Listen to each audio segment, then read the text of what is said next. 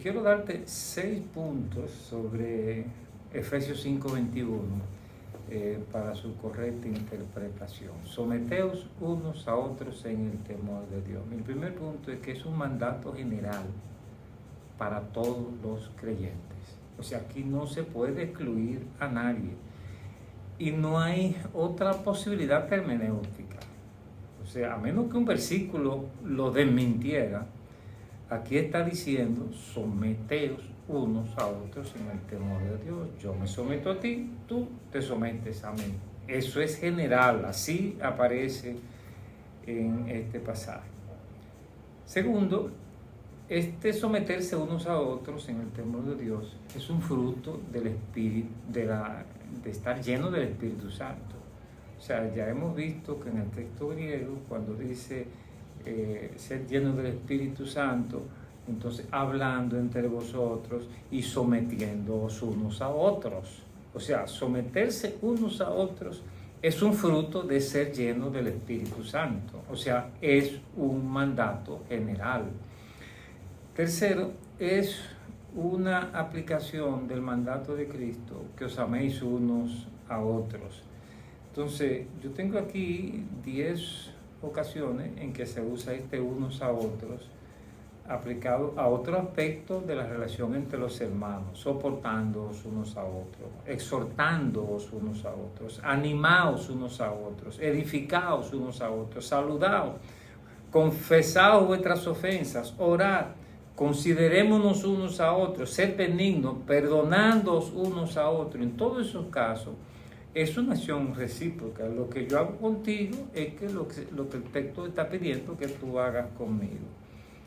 En cuarto lugar, la expresión unos a otros, gramaticalmente, en griego, en español y en cualquier idioma, es una acción recíproca. O sea, cuando dice someteos unos a otros, es que yo me someto a ti y tú te sometes a mí. Esta expresión unos a otros se usa casi 346 veces en la Biblia, y en todas las veces esto significa someteos unos a otros, o sea, de manera recíproca. Hay ocasiones en que el pasaje se aplica a un grupo entero. Entonces, cuando se dice, por ejemplo, en Mateo 24:10, se entregarán unos a otros y unos a otros se aborrecerán. Eso significa que en todo el grupo cualquiera aborrece cualquiera. O sea, aquí no es entre dos, sino entre todo el grupo, pero siempre es una acción recíproca. Lo mismo que en Apocalipsis 6:4, que se matarán unos a otros. Eso es que dentro de un grupo, yo te mato a ti, tú me matas a mí, y así. O sea, unos a otros dentro de un grupo es diferente a unos a otros entre dos personas, pero en ambos casos significa una acción recíproca. En quinto lugar, y esto es muy importante decirlo, hermano, es un principio revolucionario del Evangelio. Es algo que solo aparece en el Evangelio. O sea, en el mundo de entonces, cuando se hablaba de someterse, eso era del poder de uno sobre otro y era siempre unilateral. Tú te sometes a mí y yo te domino, pero no recíproco. Lo novedoso es que en el Evangelio se plantea esto como un principio universal. O sea, que cada creyente se somete a los otros y todo otro tiene que someterse a los demás creyentes. El significado es no actuar autocráticamente, sino respetando a cada uno, a las demás personas, sin importar el rango que tengan. Y esto significa que yo te respeto, que yo cedo por causa de ti, independientemente de la posición que yo tenga. Hay 3 pasajes en el Nuevo Testamento que son muy aleccionadores en este uso revolucionario, novedoso del sentido de someterse. Miren cómo dice, por ejemplo, en Filipenses capítulo 2, versículo 3: nada hagáis por contienda o por vanagloria, antes bien con humildad, estimando cada uno a los demás como superiores a él mismo. Eso es someterse. No mirando cada uno por lo suyo propio, sino cada cual también por lo de los demás. Y miren el ejemplo de Jesucristo. Miren cómo Jesucristo se sometió a nosotros.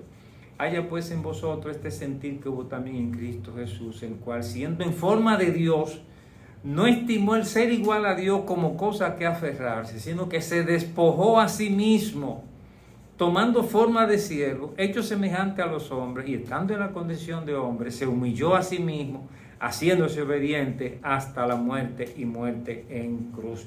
Así se sometió Jesucristo a nosotros. Y es lo mismo que dice Pedro en el capítulo 5 de su primera epístola, cuando dice: ruega a los ancianos que están entre vosotros, yo anciano también con ellos. Eso es someterse. Pedro es un apóstol, pero aquí él dice: yo anciano también con ellos, apacentar la grey de Dios que está entre vosotros, cuidando de ella, no por fuerza, sino voluntariamente. Eso es someterse.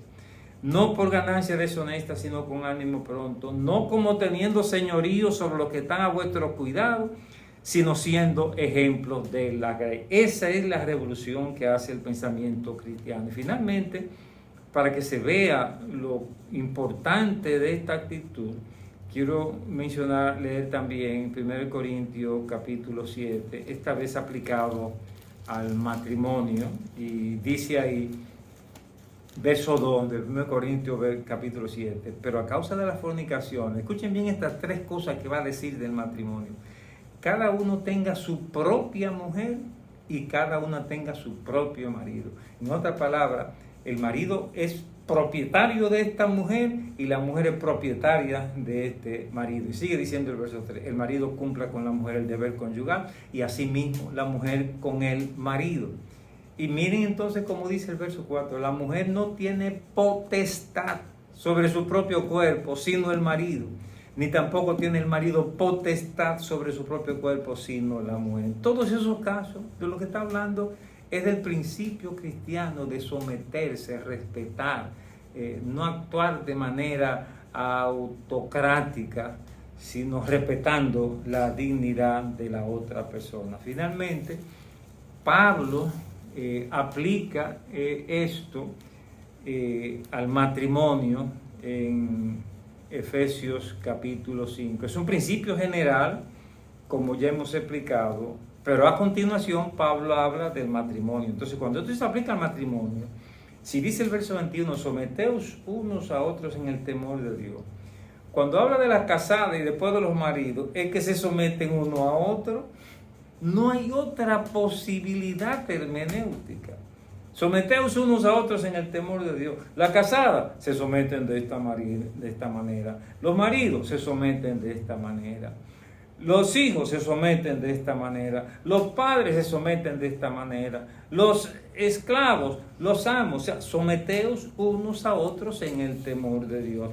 Esto de cabeza y cuerpo es una metáfora para explicar los roles que asume el hombre y la mujer. El hombre es cabeza, líder, representante, no jefe, sino cabeza del equipo, y la mujer es cuerpo, y entonces se someten el uno al otro.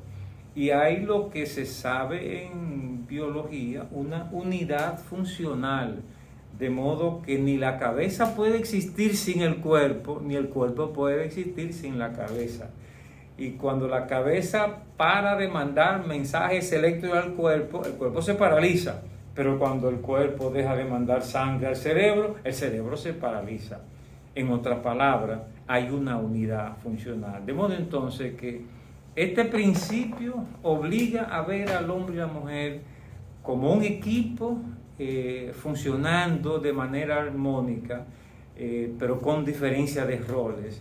El hombre como cabeza, la mujer como cuerpo, en una perfecta unidad funcional.